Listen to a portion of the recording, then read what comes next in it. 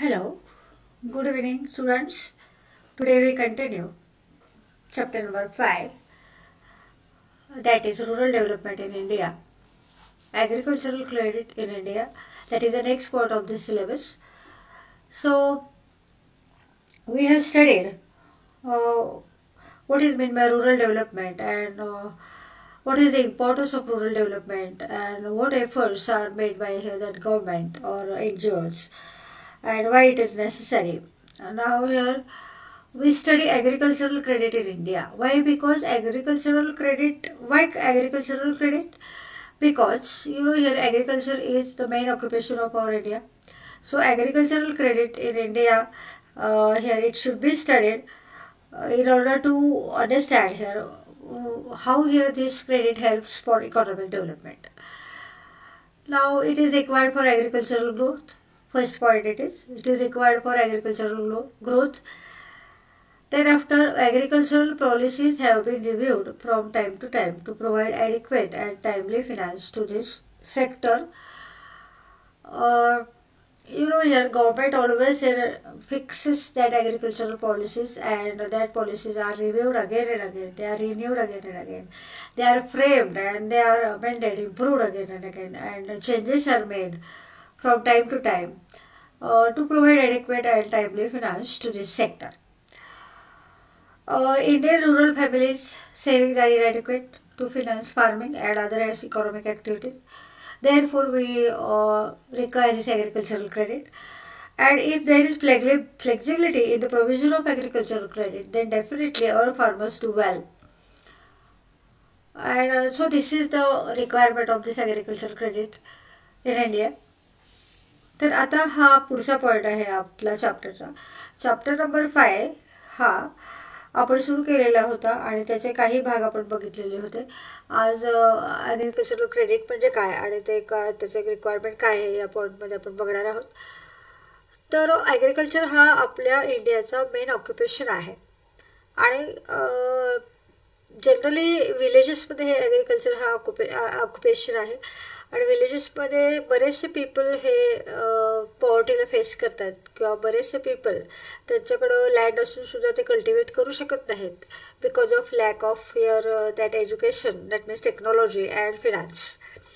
Agricultural development कशावर अवलंबून आहे बघा, फायनान्सवर ॲज वेल एज टेक्नॉलॉजीवर. म्हणजे तुम्ही जितकं शेतीचं मेकनायझेशन कराल किंवा जितकं मशीनचा वापर कराल तितकं तुम्हाला त्याच्यामध्ये जास्तीत जास्त प्रोडक्शन घेता येईल आणि कमी वेळेमध्ये जास्तीत जास्त रिटर्न्स तुम्हाला मिळतील. परंतु आपल्याकडं जे विलेजेसमध्ये राहणाऱ्या ज्या फॅमिलीज आहेत, रुरल फॅमिलीज ज्या आहेत, त्यांच्या सेविंग्ज इनफ नसतात आणि त्यामुळं त्यांना अशा प्रकारचे टेक्नॉलॉजीचा वापर करणे किंवा काही डेव्हलपमेंट करणे ॲग्रिकल्चरमध्ये हे शक्य नसतं. म्हणून आपल्याला इथे ॲग्रिकल्चर क्रेडिट घ्यावं लागतं. तर क्रेडिट याचा अर्थ काय की लोन फॅसिलिटीज किंवा फिनान्शियल असिस्टन्स असं आपण म्हणू शकू. त्याला आपण ॲग्रिकल्चरल क्रेडिट असं म्हणतो. So government also here provides that agricultural credit at reasonable rates to encourage here the rural people and to try to uplift here the poor people into upper class. म्हणजे गरीब लोकांना वरच्या क्लासमध्ये आणण्याचं प्रयत्न इथं गव्हर्मेंटकडून सुरू असतात आणि वेळोवेळी त्यांच्या टॅलेंटला वाव मिळावा किंवा त्यांची जी कार्यक्षमता आहे ती कार्यक्षमता पूर्णपणे सिद्ध व्हावी ह्याच्यासाठी त्याला ॲग्रिकल्चरल क्रेडिट प्रोव्हाइड केलं जातं आणि त्याच्यातलं पोटेन्शियल जास्तीत जास्त यूज करण्याचा प्रयत्न गव्हर्मेंट करतं.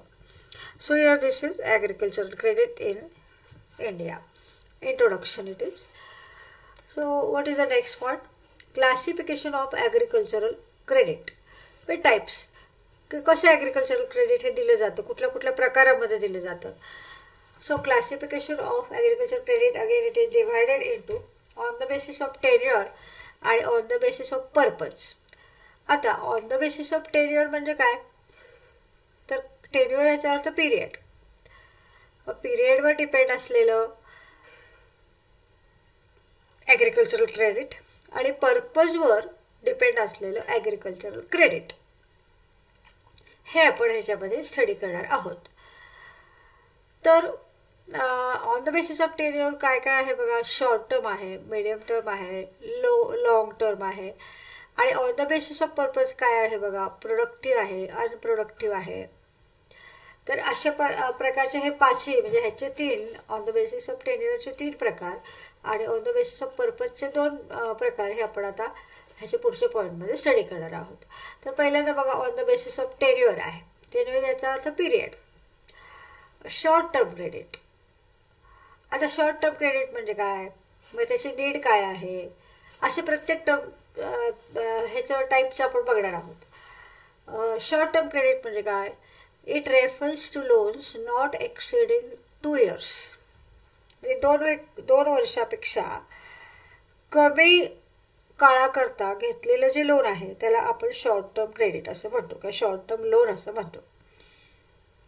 शॉर्ट टर्म क्रेडिट म्हणजे 2 वर्षापेक्षा कमी काळाकरता घेतलेलं लोन किंवा 2 वर्षापेक्षा कमी काळाकरता प्रोव्हाइड केलेलं क्रेडिट त्याला आपण शॉर्ट टर्म क्रेडिट असं म्हणतो. तर आता त्याची नीड काय आहे. पहिलं आहे बघा, meeting the short term requirements of the cultivators. That is or example loans required for the purchase of fertilizers, high yielding variety seeds, etc. And second आहे for meeting expenses on religious or social ceremonies, etc. आता बघा काय आहे ह्याची need. पहिल्यांदा short term credit म्हणजे काय समजून घेतलं तुम्ही, तर 2 वर्षापेक्षा कमी काळाकरता लोन असलेलं आपण शॉर्ट टर्म क्रेडिट आहे असं म्हणतो.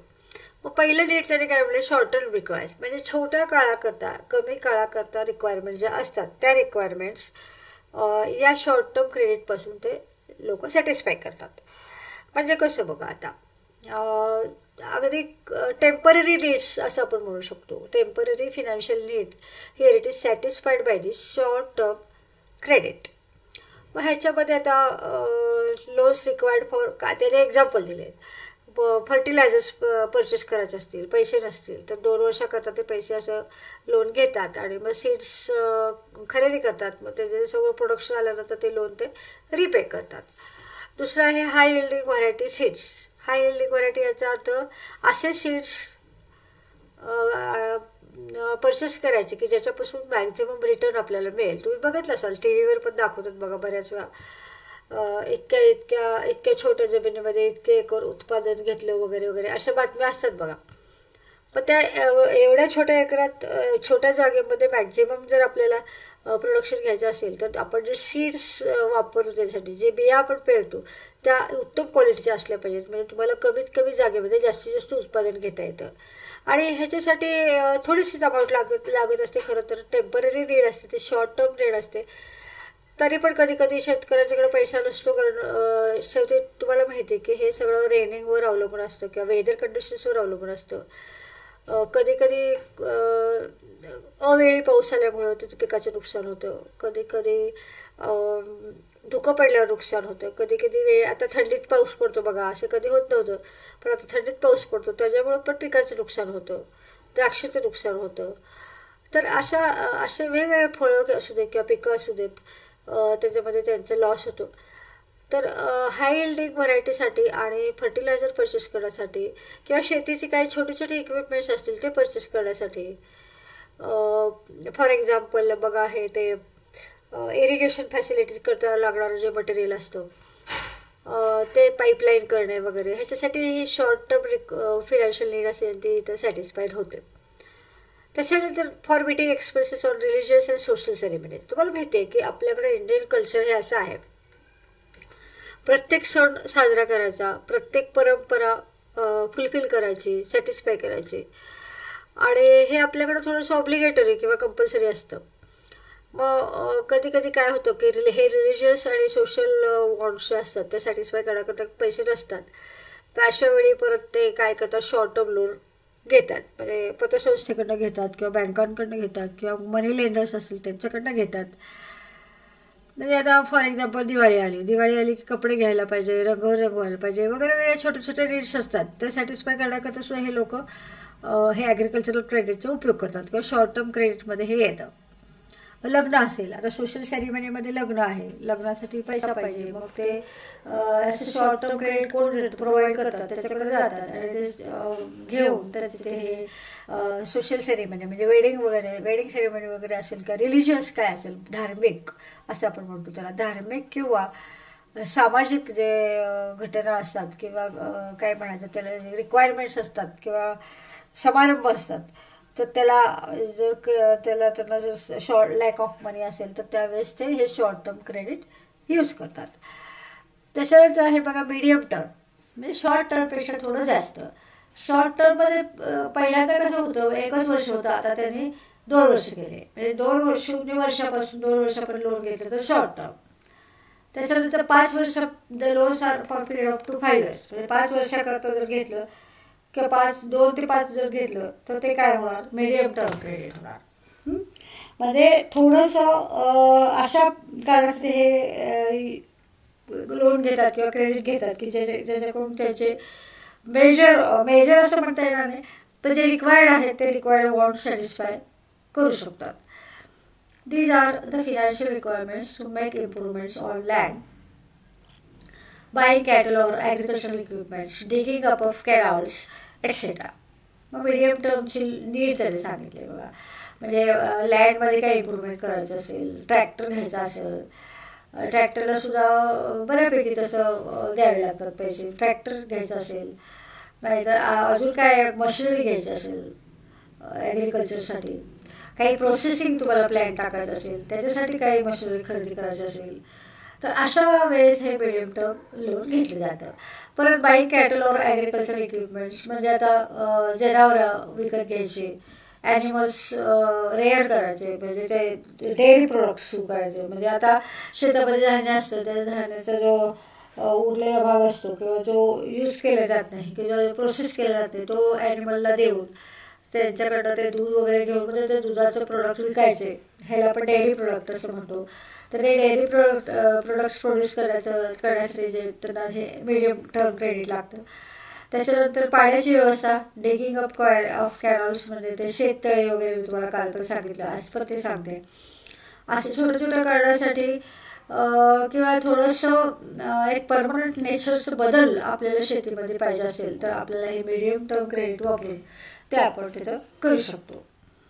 त्याच्यानंतर आहे बघा लॉंग टर्म क्रेडिट, म्हणजे हे सगळ्यात हायेस्ट. शॉर्ट टर्म म्हणजे 2 वर्षापेक्षा कमी, मीडियम टर्म म्हणजे 5 वर्षापर्यंत आणि लॉंग टर्म म्हणजे 5 वर्षापेक्षा जास्त. So these loan are for period of more than 5 years. तर 5 वर्षापेक्षा जास्त जर लोन असेल तर त्याला आपण लॉंग टर्म क्रेडिट म्हणतो. Required to buy tractor, making permanent improvements on land etcetera. आता बघाशी पण मी म्हणले इथं हे पण ट्रॅक्टर आहे, हे पण ट्रॅक्टर आहे. ट्रॅक्टरमध्ये प्रकार असतात बघा, मिनी ट्रॅक्टर असतो, मोठा ट्रॅक्टर असतो. तर एक थोडंफार असं काही हार्ड अँड फास्ट त्याला असं आपण क्लासिफिकेशन करू शकत नाही, पण शेतीमध्ये सुधारणा करण्यासाठी आणि लँडचं क्वालिटी इम्प्रूव्ह करण्यासाठी, प्रोडक्ट घेण्यासाठी आता लॉंग टर्म क्रेडिटचं आपण असं पण म्हणू शकतो की अलाइड ॲक्टिव्हिटीज आहेत. म्हणजे आता ॲनिमल रेअरिंग सांगितलं मी तुम्हाला, परत प्रोडक्शन जर काही करायचं असेल म्हणजे प्रोसेसिंग, समजा जर तुमची द्राक्ष असतील तर त्याचे प्रोसेसिंग करायचं, ते कोल्ड स्टोरेज करायचं त्याचं, आणि मग ते जेव्हा रेट येईल मार्केटमध्ये तेव्हा ते विकायचे. किंवा समजा मँगोजचे असेल, कोकणामध्ये तुम्हाला माहिती आहे कोकण भाग हा मँगो प्रोडक्शनसाठी खूपच प्रसिद्ध आहे, तर ते मँगोजचं प्रोसेसिंग करून त्याचे पल्प बनवायचं. असे जे ॲग्रो बेस्ड इंडस्ट्री असतात तर त्या ॲग्रो बेस्ड इंडस्ट्री एस्टॅब्लिश करायसाठी आपल्याला भरपूर कॅपिटल लागतं, पैशाची व्यवस्था करावी लागते, फिनान्शियल अरेंजमेंट करावी लागते. तर अशा वेळी हे लॉंग टर्म क्रेडिट आपल्याला पुन्हा एकदा उपयोगाला येतं. आता पर्पज प्रमाणे काय प्रकार आहेत बघा. आता आपण कुठले प्रकार पाहिले बघा, परत एकदा मी सांगतो तुम्हाला लक्षात येईल. तर क्लासिफिकेशन ऑफ ॲग्रिकल्चर क्रेडिटमध्ये ऑन द बेसिस ऑफ टेन्युअरमध्ये शॉर्ट टर्म, मिडियम टर्म आणि लॉंग टर्म हे 3 प्रकारचे आपण ॲग्रिकल्चर क्रेडिट किंवा लोन बघितलं. आता on the basis of purpose आपण बघत आहोत, त्याच्यामध्ये प्रोडक्टिव्ह आहे आणि अनप्रोडक्टिव्ह आहे. आता बघा purpose on the basis of पर्पजमध्ये पहिलं काय आहे, प्रोडक्टिव्ह आहे. Productive loans are the loans that are related to agricultural production and economically justified. For example purchase of tractor, land, seeds etcetera. तेच त्याने रिपीट केले, फक्त उदाहरणं तेच घेतलेली आहेत. फक्त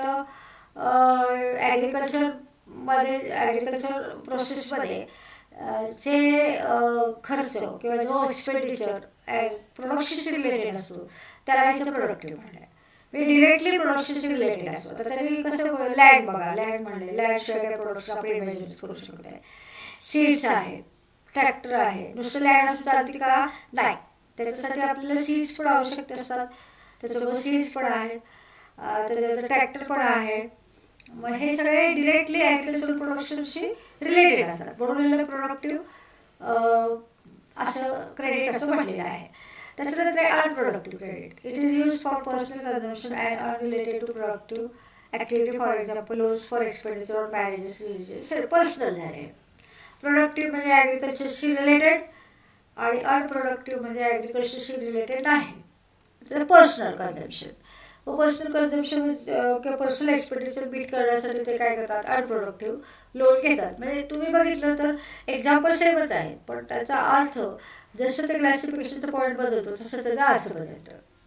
आता शॉर्ट टर्म लोन आपण बघितलं की सोशल काळासाठी हे करतात. शॉर्ट टर्म लोन म्हणजे जर प्रोडक्टिव्ह क्रेडिट असेल किंवा नसेलही, जर तुमचा पर्पज जर अनप्रोडक्टिव्ह असेल तर, आणि जर तुम्ही शॉर्ट टर्म लोन घेतलं तर दोन्हीचा मिनिंग एकच होणार. जर तुमचं पर्पज प्रोडक्टिव्ह असेल आणि जर तुम्ही शॉर्ट टर्म लोन घेतलं असेल तर ते दोन्ही एक असणार नाही. म्हणजे अनप्रोडक्टिव्ह हे कशाशी रिलेटेड आहे? पर्टिक्युलरली पर्पजशी रिलेटेड आहे. प्रोडक्टिव्ह असू दे, अनप्रोडक्टिव्ह असू दे, हे पर्पजशी रिलेटेड आहे. प्रोडक्टिव्ह पर्पजसाठी लोन घेतलं, मग ते शॉर्ट टर्म असू दे, मिडियम टर्म असू दे, लॉंग टर्म असू दे, तर ते प्रोडक्टिव्ह झालं. अनप्रोडक्टिव्ह करण्यासाठी किंवा अनप्रोडक्टिव्ह रिझनसाठी जनरली शॉर्ट टर्म आणि मिडियम टर्म लोन ते यूज करतात. आणि प्रोडक्टिव्हसाठी शॉर्ट टर्म, मिडियम टर्म आणि लॉंग टर्म असे ते ॲग्रिकल्चरल क्रेडिट इथं यूज करतात. तर अशा पद्धतीनं आज आपण काय काय बघितलं बघा. ॲग्रिकल्चरल क्रेडिट का रिक्वायर्ड आहे, ॲग्रिकल्चर क्रेडिट म्हणजे काय, आणि ते का नेसेसरी आहे, आणि त्याच्यावर कशी डेव्हलपमेंट अवलंबून आहे हे आपण बघितलं. त्याच्यानंतर क्लासिफिकेशन बघितलं. क्लासिफिकेशनमध्ये 2 प्रकार आहेत, एक टेन्युअर आहे आणि एक पर्पज आहे. टेन्युअरप्रमाणे शॉर्ट टर्म, मिडियम टर्म आणि लॉंग टर्म हे 3 येतात. पर्पजप्रमाणे प्रोडक्टिव्ह आणि अनप्रोडक्टिव्ह हे 2 लोन येतात. आता शॉर्ट टर्म ह्याच्यामध्ये शॉर्ट टर्म म्हणजे छोट्या छोट्या नीड्स तुम्हाला सॅटिस्फाय करायचं असतील तर ते शॉर्ट टर्म क्रेडिट आपण घेतो. शॉर्ट टर्म क्रेडिट याचा अर्थ शॉर्ट टर्म लोन, म्हणजे जे 1 वर्षापर्यंत घेतलं जातं ते लोन जे आहे त्याला शॉर्ट टर्म क्रेडिट असं म्हटलेलं आहे त्यांनी. आणि ते रिलिजियस म्हणजे ॲग्रिकल्चरचे पण नीड सॅटिस्फाय करतात, तसंच रिलिजियस आणि सोशल वॉन्ट्स पण सॅटिस्फाय करतात. त्याच्यानंतर आहे बघा मिडियम टर्म क्रेडिट. ह्याचा उपयोग ॲग्रिकल्चरसाठी जनरली होतो, लँड इम्प्रूव्हमेंट करायला किंवा ॲग्रिकल्चरशी अलाइड ॲक्टिव्हिटीज आहेत. Along with the agriculture whatever farmers are able to do that activities here, they are carried with the help of this medium term credit. ते आहे. त्याच्यानंतर आहे बघा long term credit. These loans are for a period of more than 5 years. आणि त्याच्यात required to buy tractor making permanent. पण long term credit ह्या थोड्याशा लॉंग टर्म नीड्स सॅटिस्फाय करण्याकरता वापरले जातात. त्याच्यामध्ये ट्रॅक्टर आहे, लँड घेणे आहे, लँड घेऊन त्याची इम्प्रूव्हमेंट करणे आहे, वगैरे वगैरे.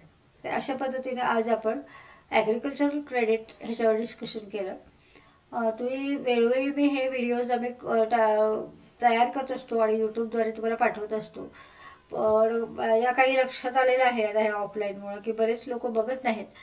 पण तुम्ही हे रेग्युलर त्या वेळेस तुम्ही बघायला पाहिजे, तर त्याचा पुढं काहीतरी तुम्हाला उपयोग होईल किंवा परीक्षा देणं हे सोपं जाईल.